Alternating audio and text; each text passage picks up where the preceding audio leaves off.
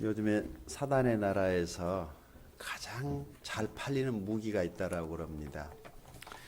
마귀들이 사단의 나라에 와서 우리를 공격하려고 이런 무기 저런 무기를 다 사다가 우리한테 퍼대기로 그렇게 쏘는데 현대인들이 잘 안 먹게 들어가요. 그래서 새로 신무기가 하나 개발이 됐다고 그래서 이제 마귀들이 사단의 나라에 가서 그 무기를 지금 사들이고 있는데 그 무기의 이름은 절망이라는 무기랍니다. 그래서 마귀가 이 절망이라는 무기를 사가지고 와서 성도들에게 막 총 쏘듯이 쏘는 겁니다. 그래서 마귀가 쏘는 이 절망이라는 화살을 맞으면은 우리의 생각 안에 무슨 생각이 들겠습니까? 절망감이 가득 풍선 부풀어 오르듯이 희망은 사라지고 우리 마음 안에 안 될 거야. 아마 안 될 것 같아. 망할 것 같아.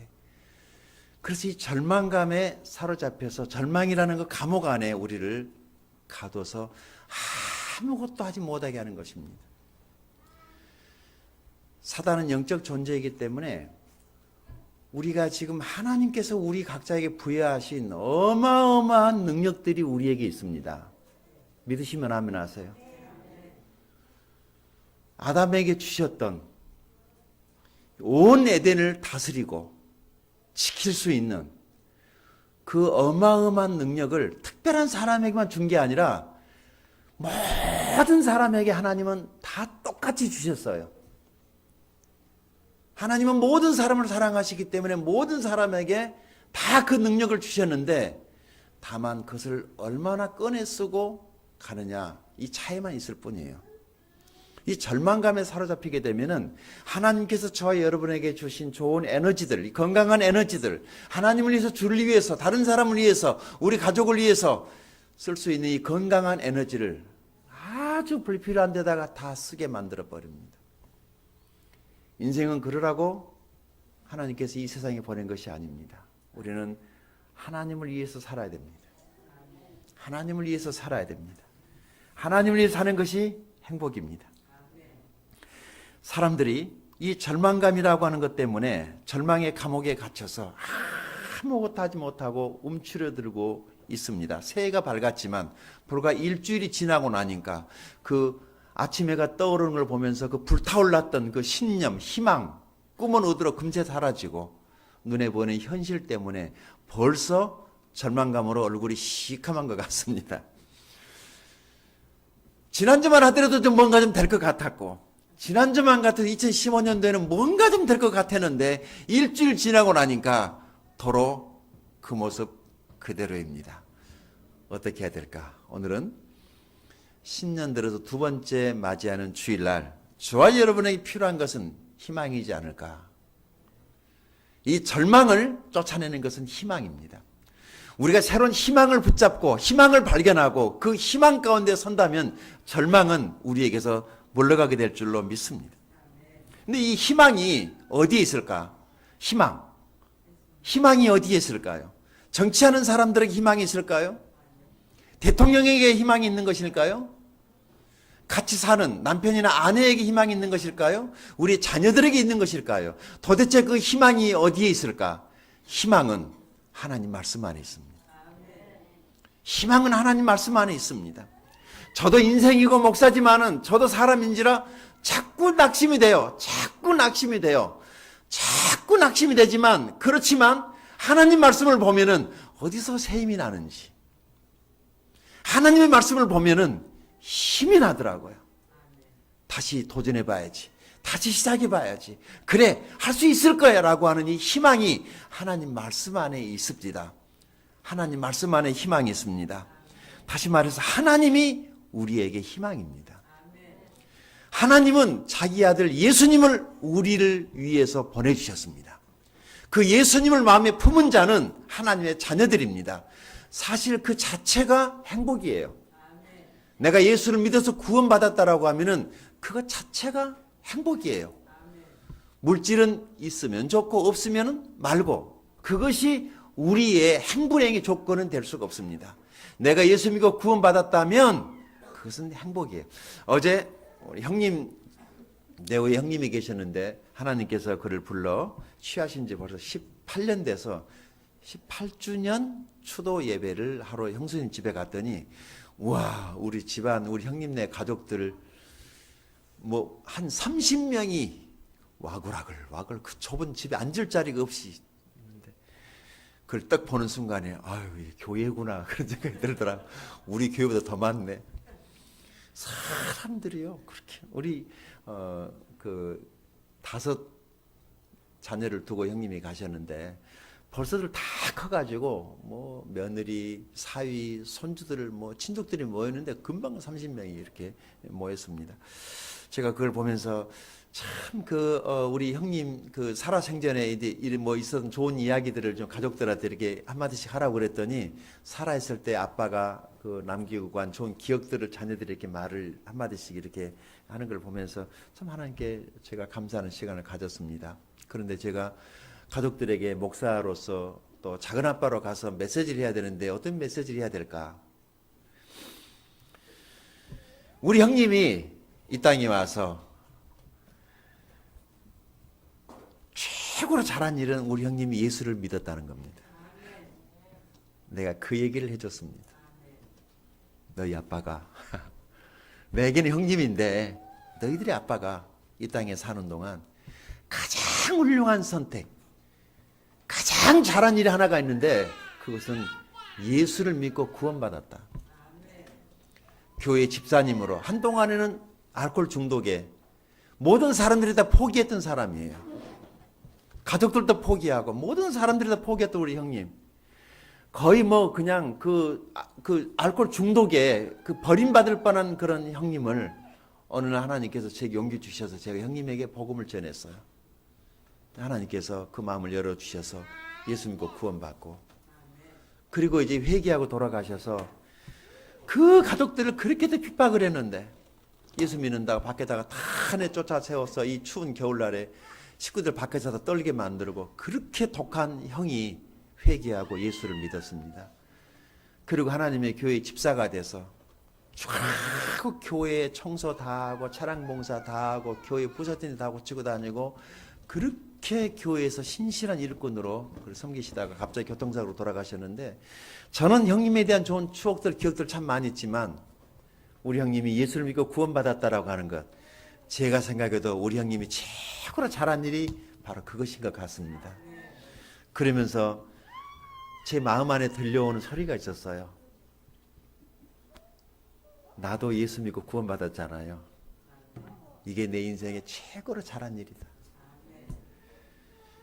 여러분, 우리가 예수를 믿고 구원받았다면 우리 인생의 최고로 훌륭한 일을 한 것입니다. 그것이 하나님의 소원을 이루어드리는 거잖아요. 하나님의 소원은 모든 사람이 구원을 받으며 진리를 아는 데 이르시기를 원하시는 이라는 말씀이 있는데 내가 예수 믿고 구원받았다라고 하는 것은 하나님의 소원을 이루어드린 거예요. 우리는 하나님의 소원을 이루어드린 사람들이에요. 그래서 우리는 하나님 앞에 다 축복입니다. 잘 될 것입니다. 잘 될 것입니다. 아무 일 없을 것입니다. 다 생각뿐이에요. 두려움이라고 하는 것이 생각일 뿐이지 사실은 아니거든요. 제가 어렸을 때 우리 집 안방에 뭐 이렇게 보면은 사진 액자를 쭉 걸어 놓잖아요. 그 옆에 자그마한 액자가 하나 있는데 그 액자에 조그마한 이렇게 글씨가 써져 있었어요. 늘 봤습니다. 그 글씨를. 이런 말이었어요. 생명이 있는 한 희망은 있다. 세르반테스 이렇게 써져 있었어요. 어렸을 적에 사진을 보다가 늘 보면은 그 글씨가 옆에 있어서 요즘으로 하면 암송하듯이 그 글을 제가 머리에 외우고 있었는데 그게 무슨 뜻인가는 잘 몰랐어요. 그때는. 생명이 있는 한 희망은 있다. 나중에 커가지고 세르반테스가 누구인가를 찾아봤더니 그 유명한 소설 돈키호테를 쓴 작가더라고요. 그런데 세르반테스가 이 젊은 날에 군대에 갔다가 제대해가지고 사랑하는 고향으로 돌아가는, 고향집으로 돌아가는 그 배를 타고 애인도 만나야 되고 보고 싶은데 가고 싶은데 갈 수 있다라고 하는 그 저녁의 기쁨을 안고 돌아가던 그 배가 갑자기 해적을 만나가지고 해적들한테 잡혀가 버립니다. 요즘으로 말하면 그 몸값을 내고 나와야 되는 거예요. 근데 집이 가난해가지고 몸값을 낼 수가 없는 거예요. 그래서 해적들한테 붙잡혀가지고 정처 없이 감옥 생활을 하는데 너무 억울하잖아, 인생이. 나라강도들에게 잡혀가가지고.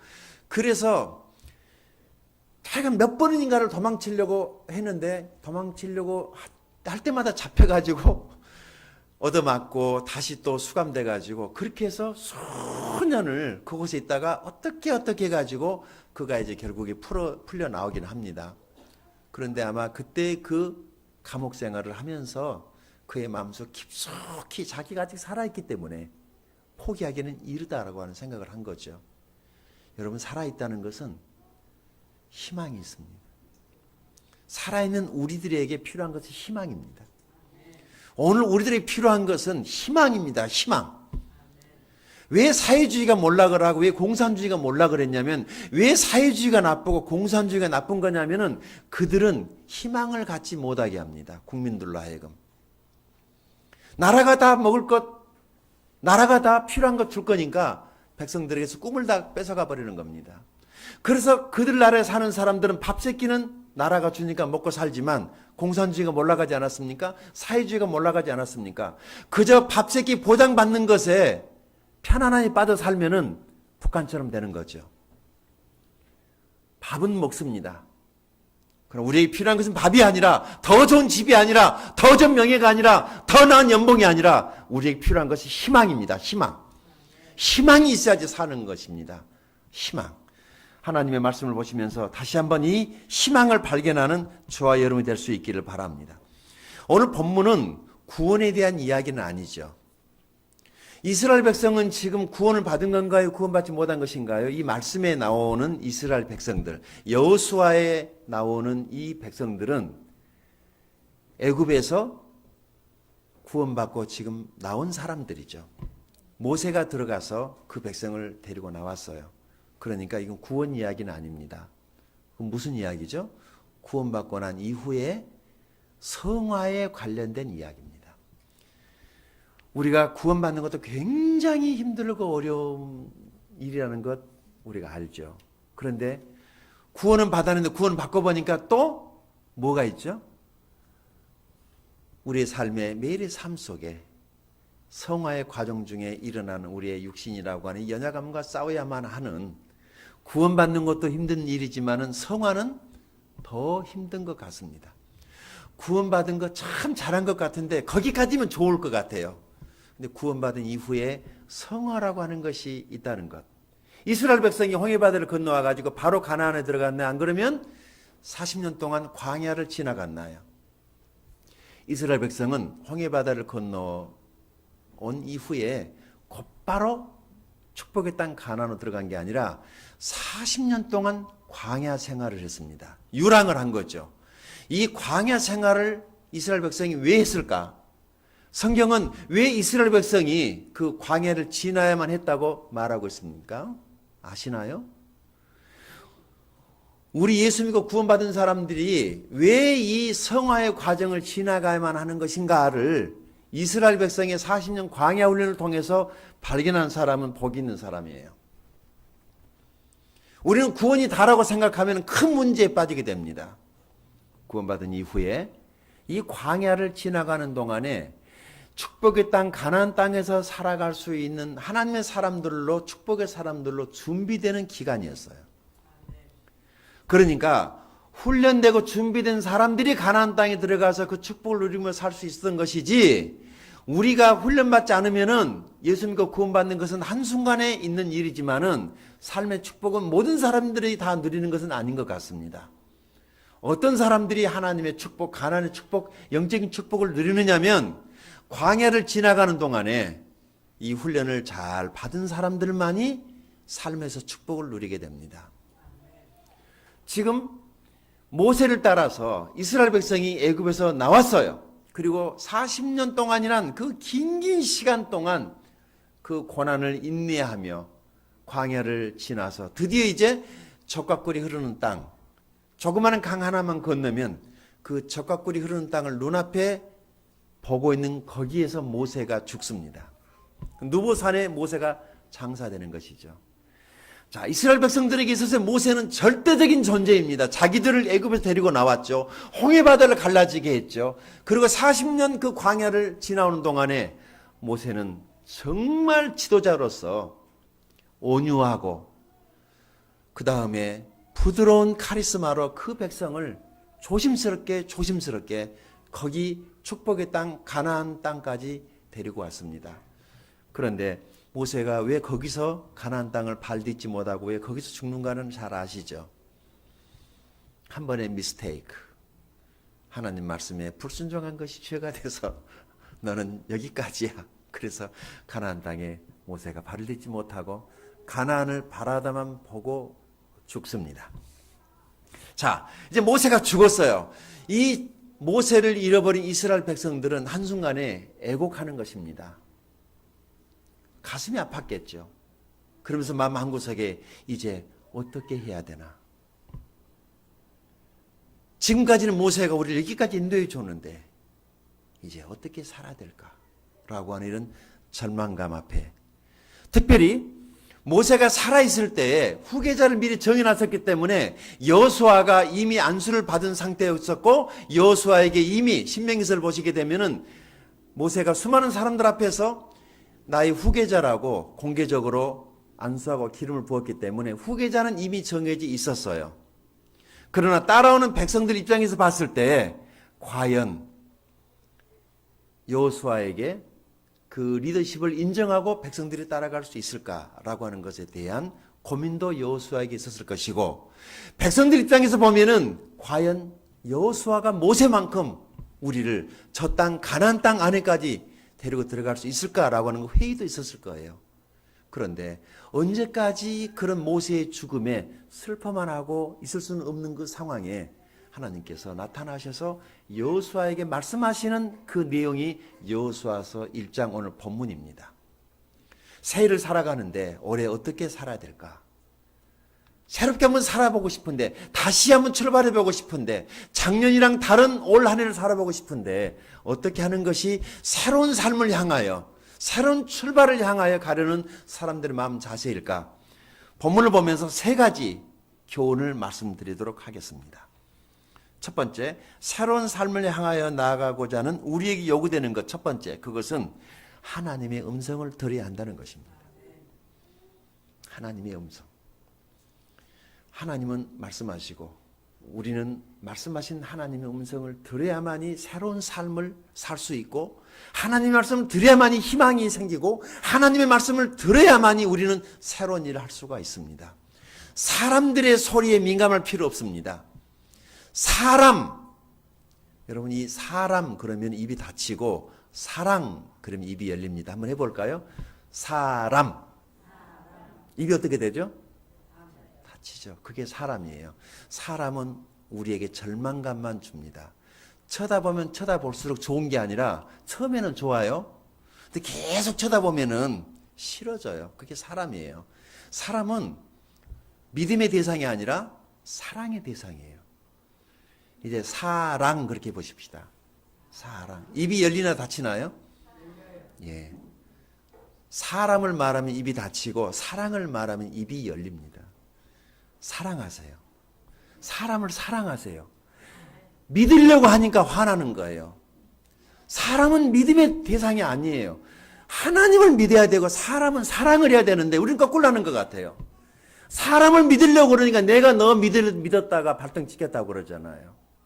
믿는 도끼에 발등 찍히는.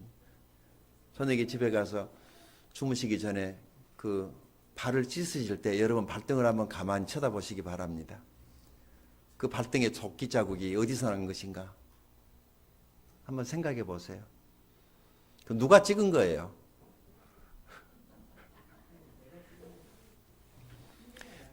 대개 보면은 내가 내 발등 찍는 경우도 있고 두 번째는 제일 믿었던 노미음한테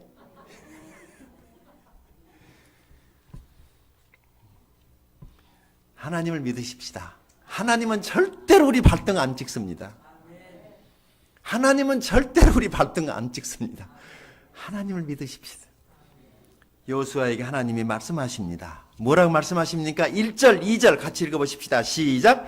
여호와의 종 모세가 죽은 후에 여호와께서 모세의 수종자 눈의 아들 여호수아에게 말씀하여 이르시되 내 종 모세가 죽었으니 이제 너는 이 모든 백성과 더불어 일어나 이 요단을 건너 내가 그들 곧 이스라엘 자손에게 주는 그 땅으로 가라. 아멘. 하나님이 말씀하셨어요. 말씀하셨어요. 자, 이 말씀 안에 세 가지 약속이 나옵니다. 찾아보세요. 무슨 약속을 하셨는가? 하나님이 여호수아에게 뭘 약속했어요? 뭘 명령하죠? 명령, 동사예요. 첫 번째 뭐라고? 일어나라. 두 번째, 이 요단을 건너라. 세 번째, 그 땅으로 가라 하고 하는 이 세 가지 동사가 나옵니다. 하나님이 일어나라, 요단을 건너라, 세 번째 뭐라고요? 그 땅으로 가라고 말을 합니다. 잘 보세요. 그런데 내 종 모세가 죽었다라고 이 말을 하죠. 그러니까 이제 모세에 대해서는 잊으라는 거예요. 여러분 2014년도는 잊으십시다. 아니 오늘 아침까지도 잊어버리십시다. 과거예요. 과거에 연연해서 살지 마세요. 자꾸 내가 옛날에는 이런 사람 조심하세요. 옛날에 어쨌단 말이에요. 옛날 얘기하는 사람들 치고 뻥 안 치는 사람 없어요. 그 절반은 다 뻥이에요. 뭐 옛날에 뭐 어쨌다느니 남자들 군대 갔다 온 그 군대 얘기하는 거 보십시오. 맞았던 사람 한 사람도 못 봤네. 다 자기가 기합 주고 자기가 명령했다는 거지. 자기가 군대 가서 얻어 터지고 맞고 그 고문관이었다고 말한 사람 한 사람도 없어요. 다 자기가. 과거는 다 뻥이에요. 뻥. 너무 과거에 매이지 마세요. 과거는 과거예요. 그러니까 이스라엘 백성들에게 하나님 뭐라 말씀하시냐면은 모세 죽었어. 잊어버리라는 거예요. 과거는 잊어버리십시다. 어제는 어제가 되게 하십시다. 과거에 발목 잡히면 앞으로 나갈 수가 없는 거예요. 어제까지 못난 모습들을 잊어버려야 됩니다. 어제까지 잘못했던 것도 잊어버려야 됩니다. 오늘 다시 시작하면 되는 것입니다. 모세가 죽었다고 말합니다. 근데 여기에요. 메시지가 하나 있어요. 하나님의 사람은 죽어도 하나님의 일은 계속된다는 것입니다. 사람은 죽어도 하나님의 일은 계속됩니다. 내가 아니면 안 될 거야. 아니요. 내가 아니어도 하나님은 얼마든지 일하십니다. 우리는 내가 해야 된다는 일이 생각이 있어요. 내가 아니면은 하나님 일이 안 되나요? 아니에요. 어쩌면은 나 때문에 하나님 일이 안 되고 있는가도 몰라요. 저도 빨리 은퇴하려고. 하나님은 나를 통해서 일하시기를 원하지만은 그러나 내가 하려고 하면 안 돼요. 하나님이 하십니다. 저를 따라서 하십시오. 하나님이 하신다. 네, 하나님이 하십니다. 하나님이 하실 것입니다. 그래서 모세가 죽었다. 모세가 얘기가 인도해 줬지만은 이제 모세는 잊어야 된다. 내가 새로운 지도자를 세운다. 그 사람이 여호수아야. 그러면서 여호수아에게 세 가지를 하나님 말씀하셨어요. 일어나라. 절망의 자리에서 일어나라. 과거에 붙잡혀 있지 말고 일어나라. 과거를 잊어버려라. 두 번째 뭐 해라? 이 요단을 건너가라. 이 삶의 장애물을 뛰어넘으라는 것입니다. 예수 믿는 사람들은 정직하게 살아야 되고 열심히 살아야 됩니다. 요행을 바라면 안 됩니다. 로또는 없습니다. 로또의 인생을 망친 사람 많이 봤습니다. 그게 안 돼도 망하고 돼도 망합니다. 그냥 그런 게 있는가 보다 그래야지. 혹시 전에 내가 한 얘기 생각나십니까? 토요일날만 되면 큰 교회 목사님들은 전화를 많이 받는데요. 목사님, 내일 로또에 당첨되게 해달라고. 절반은 헌금하겠다고. 아직 우리 교회는 그런 사람 없어요. 로또 맞아가지고 잘된 사람 별로 없더라고요. 하나님의 은혜로 삽니다. 하나님의 은혜로 삽시다. 정직하게 살아야 됩니다. 요행을 바라서는 안 됩니다. 우리 그리스도인들은 요행을 바라면 안 됩니다. 일하지 않고 번 돈을 부끄럽게 생각을 해야 되고 정말 땀 흘려 열심히 일해서 번 돈만이 내 것이에요. 그 수고를 하나님이 아세요. 열심히 살아야 돼요. 가족들에게 잘하시고 목장에서 서로 만나면 서로 잘 섬기시고 열심히 살아야 됩니다. 이 세 가지 명령 여러분들이 이 동사를 꼭 기억하시기 바라고, 하나님께서 그 땅으로 가라는 이것은 무엇을 말하는 것이냐면 삶의 목적을 분명히 하라는 것입니다. 내가 너희들에게 준 땅으로 가라는 거예요. 이게 중요해요. 하나님이 나에게 주시겠다라고 한 그것만 내 거예요. 하나님이 허락하는 것만 내 것이 되는 겁니다. 하나님이 허락하지 않는 것은 만지면 안 돼요. 하나님이 허락하지 않는 것을 만졌다가 인생이 화를 당하지 않습니까? 하나님이 허락하는 것만 내 것입니다. 이것을 아는 것이 영성이에요. 사람들이 욕심이 별의별 욕심이 많더라고. 죄라고 하는 것이 그래서 죄예요. 하나님께서 금하신 것, 하나님께서 하지 말라는 것, 안 하면 될 건데 그게 아담이 가서 따먹죠. 죄가 돼서 영적으로 죽어버리잖아요. 하나님이 하지 말라는 것, 하나님이 금하신 것을 하면 우리에게도 그런 일이 일어나는 것입니다. 그러나 하나님께서 주신 것, 하나님이 주신 그것은 우리들이 취해야 될 줄로 믿습니다. 삶의 목적을 분명히 할 수 있기를 바랍니다. 내가 너희들에게 주기로 한 그 땅으로 가라고 말씀하셨습니다. 첫 번째, 기억하십니까? 새해를 새롭게 살려면은 하나님의 음성을 드려야 한다고 말씀을 드렸습니다. 두 번째입니다. 두 번째, 하나님의 약속을 믿어야 됩니다. 하나님은 약속하시는 하나님이십니다. 어떤 하나님? 하나님은 약속하시는 하나님이세요. 하나님은 약속을 하는, 누구랑 약속을 하냐면은 하나님은 사람하고 약속하기를 참 좋아하세요. 그래서 하나님하고 약속을 하십시오. 이 프리머스라고 하는, 사람하고 손가락 걸고 도장 찍고 인장 찍고 뭐 별 다 찍는데요, 그때뿐이에요. 잊어버리거든. 그렇지만 하나님하고의 약속은 절대로 변하지 않습니다. 하나님은 약속하셨습니다. 뭐라고 약속하십니까? 자, 3절 4절 읽어보십시다. 시작. 내가 모세에게 말한 바와 같이 너희 발바닥으로 밟는 것은 모두 내가 너에게 주었노니 곧 광야와 이 레바논에서부터 큰 강 곧 유브라데 강까지 해쪽 속의 온 땅과 또 해지는 쪽 대해까지 너희의 영토가 되리라. 아멘. 그 새빵살이라는 사람들의 꿈이 뭐죠? 2년마다 이사를 다녀야 되기 때문에 새빵살이 하는 사람들의 꿈이 뭐예요? 이양희 목사님의 꿈이 뭐예요? 작아도 내 집이 있으면 좋겠다. 그렇죠. 내 집. 이 이스라엘 백성은 자기 땅이 있어요, 없어요? 이게요, 애굽에서 430년 살다가 어마어마한 사람들이 불어나가지고 모세를 따라서 홍해를 건너서 나오긴 나왔는데 이때 한 국가가 시작이 되는 겁니다. 이름이 뭐죠? 이스라엘이라고 하는 국가는 생겼는데 땅이 있어요, 없어요? 그래서 아직 지금 불완전한 거죠. 땅이 없었어요. 이 사람들은 자기 땅을 가져본 적이 있었나요, 없었나요? 한 번도 없었어요. 애굽에 들어갔다 나온 이후로. 애굽에서도 430년 동안 남의 집에 종살이하고 있었지. 나와서 40년 동안 광야를 가는 동안에도 계속해서 유랑을 하고 있었기 때문에 이들의 꿈은 뭐였을까? 어서 그 땅에 들어가서 정착하고 싶다. 하나님이 주시겠다는 그 땅에 좀 빨리 들어가고 싶다. 거기다가 말뚝 박고 내 집 짓고 싶다. 내 땅, 그 땅, 오, 내 땅. 땅을 좀 주십시오.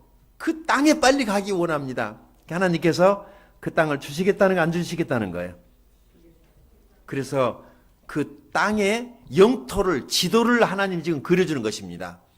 여러분 이 말씀을 기억해 놓으셨다가 예배 끝나고 난 다음에 집에 가서 아이들이랑 같이 이스라엘 나라가 어디에 붙어 있으며 어떻게 위치하고 있으며 이것을 자세히 보시게 되면은 여기 여호수아 1장 3절 4절에 나와 있는 꼭 그만큼이 지금의 이스라엘 땅이에요. 그렇게 정확할 수가 없어요. 하나님께서 그 땅을 이스라엘에게 주신 거예요. 지금요, 이스라엘은 작은 나라지만 세계 최강의 나라입니다. 하나님 함께 하시기 때문에. 하나님이 약속하신 곳에 가서 살고 있기 때문에 강한 거예요. 그러니까 돈이 많아야 강한 것이 아니라 하나님이 함께하는 사람이 강한 사람입니다. 하나님이 함께 하시기 때문에 이스라엘이 최고로 강한 나라입니다.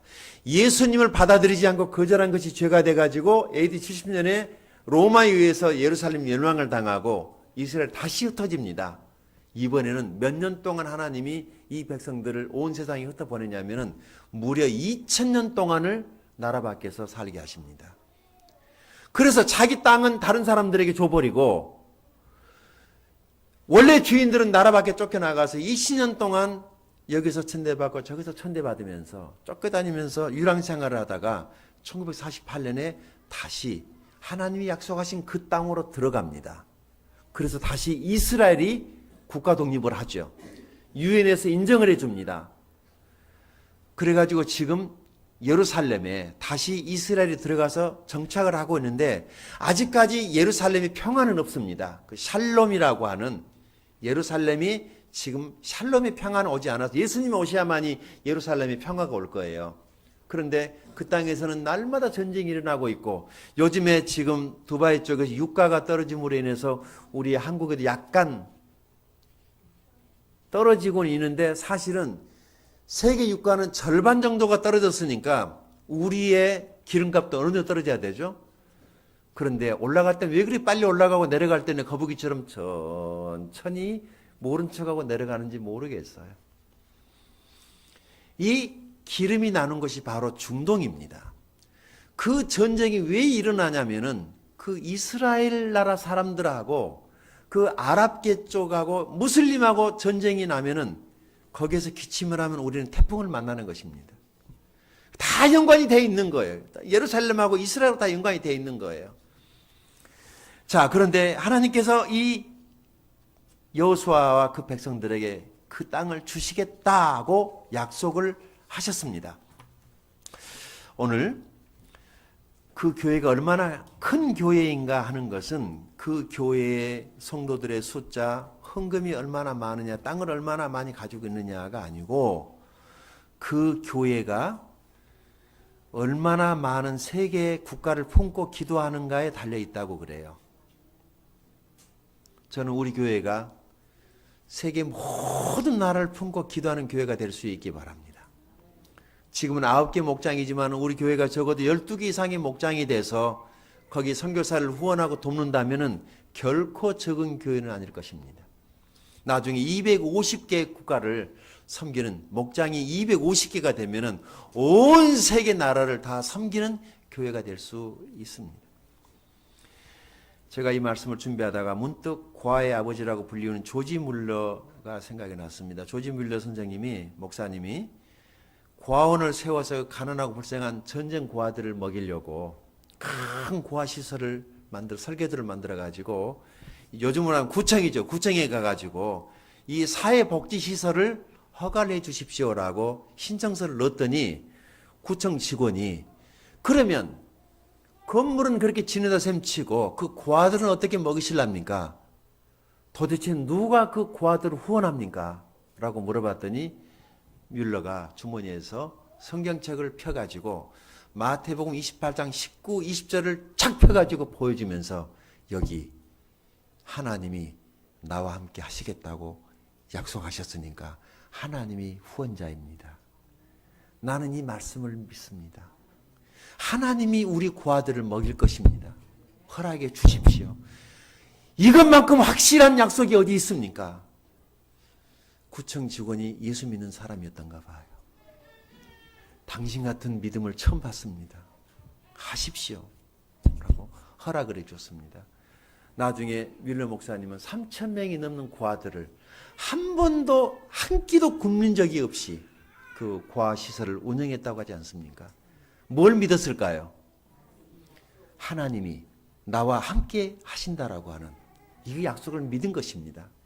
여러분, 예수님께서 내가 세상 끝날까지 너희와 항상 함께 있으리라 믿으십니까? 제자들에게 약속했죠. 너희가 복음을 전하기 위해서 사는 동안에는 내가 너희들의 삶을 책임져 줄게. 네가 잃어버린 영혼을 구원하기 위해서 거기에 삶의 목적을 두면은 말이야, 내가 너와 함께 한다. 이 확실한 약속을 붙드시기 바랍니다. 주님은 우리에게 약속하셨습니다. 이 약속이 있기 때문에 우리가 목장교를 하는 것입니다. 금년 한 해 우리는 얼마든지 주님의 도우심을 구할 수 있다고 믿습니다. 세 번째, 마지막이자 세 번째입니다. 금년 한 해 새로운 출발을 위해서 우리가 뭘 해야 되는 것인가? 하나님께서 함께 하시는 것을 믿어야 됩니다. 우리 5절부터 7절까지를 쭉 한번 읽어볼까요? 자, 읽습니다. 시작. 네 평생에 너를 능히 대적할 자가 없으리니 내가 모세와 함께 있었던 것 같이 너와 함께 있을 것임이라. 내가 너를 떠나지 아니하며 버리지 아니하리니 강하고 담대하라. 너는 내가 그들의 조상에게 맹세하여 그들에게 주리라 한 땅을 이 백성에게 차지하게 하리라. 다 같이 오직 강하고 극히 담대하여 나의 종 모세가 네게 명한 그 율법을 다 지켜 행하고 우로나 좌로나 치우치지 말라. 그리하면 어디로 가든지 형통하리니. 아멘. 하나님이 함께하는 사람이 제일 강한 사람입니다. 6절 하나님이 함께 하십니다. 두려움은 내가 뭘 하려고 하니까 오는 것입니다. 나처럼 연약한 사람이 뭘 할 수 있습니까? 내가 자꾸 뭘 하려고 하니까 두려운 것입니다. 누가 하신다고 말씀하십니까? 하나님이 하신다는 것입니다. 7절에 보니까 이 말씀은 무슨 말인가? 이번에 묵상하면서 알았어요.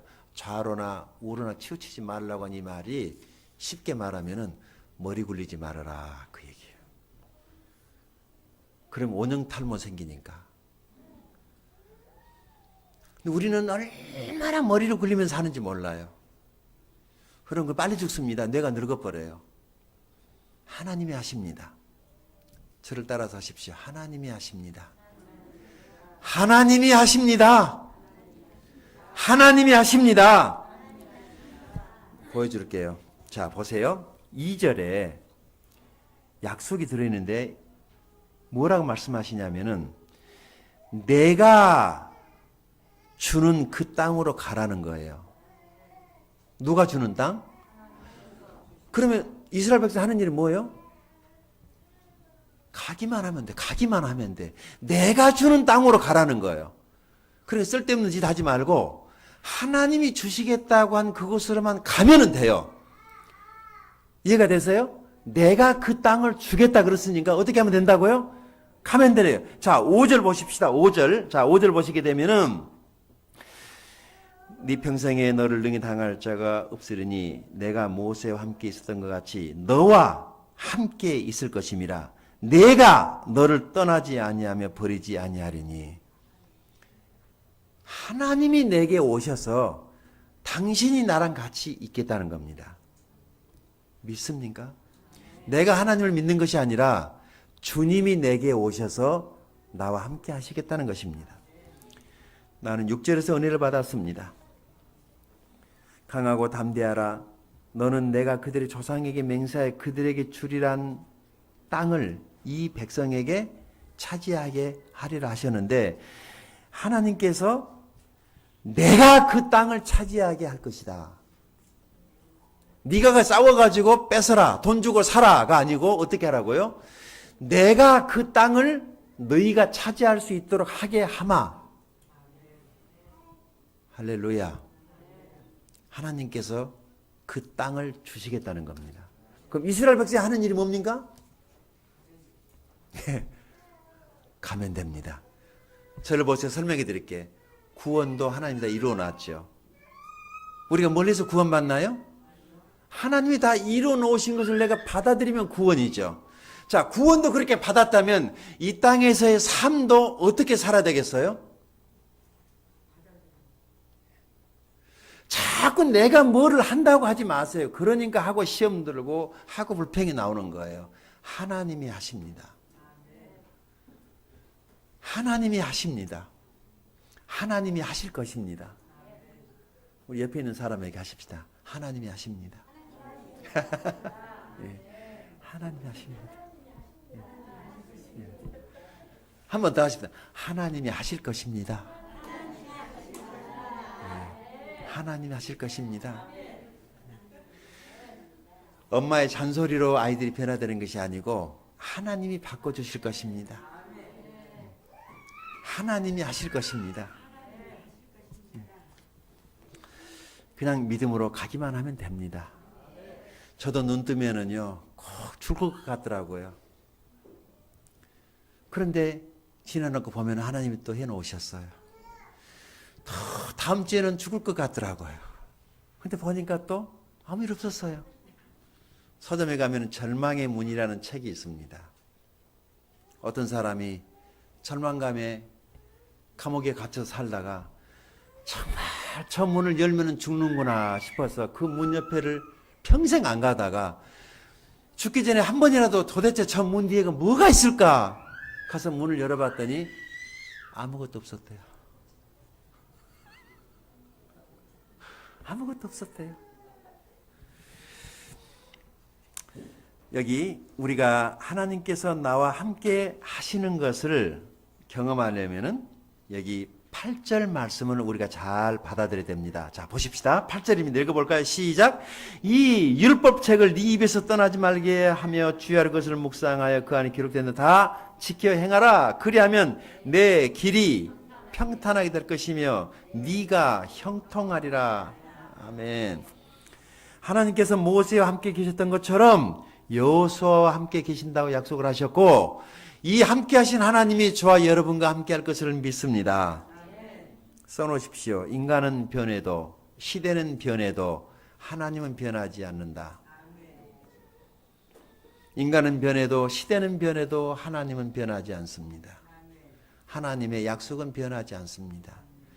이 하나님의 신실하심을 믿어야 될 줄로 믿습니다. 우리 그리스도인들에게 요구되는 것은 하나입니다. 용기입니다. 용기. 그런데 이 용기는 하나님의 말씀에서 옵니다. 말씀을 마무리하면서 저를 잠깐 보실래요? 여호수아가 지금부터 해야 될 일이 딱 하나 있어요. 뭐죠? 이 가나안 땅을 일어나서 요단을 건너서 그 땅을 차지하려면은 여호수아가 해야 될 일이 하나가 있어요. 뭐였을까요? 8절. 그것은 여호수아가 해야 될 일이었어요. 밤으로 낮으로 여호수아는 그 바쁜 중에도 그 힘든 중에도 복잡한 삶 중에도 여호수아는 계속해서 말씀을 묵상했습니다. 여호수아가 묵상할 수 있었던 말씀은 성경 몇 권이었을까? 모세가 몇 권의 책을 여호수아에게 남겨줍니까? 예, 5권의 성경책을 여호수아에게 넘겨줬어요. 그럼 여호수아는 몇 권을 가지고 있죠? 5권의 성경만 가지고 계속 묵상을 해서 가나안 땅을 정복을 했어요. 오늘 우리들에게는 몇 권이 있습니까? 만약에 우리가 이것을 밤으로 낮으로 계속 묵상을 하게 된다면 여호수아보다 훨씬 더 많은 것을 차지할 수 있을 것입니다. 하나님의 말씀을 매일 묵상하는 것이 이기는 비결입니다. 기도하겠습니다.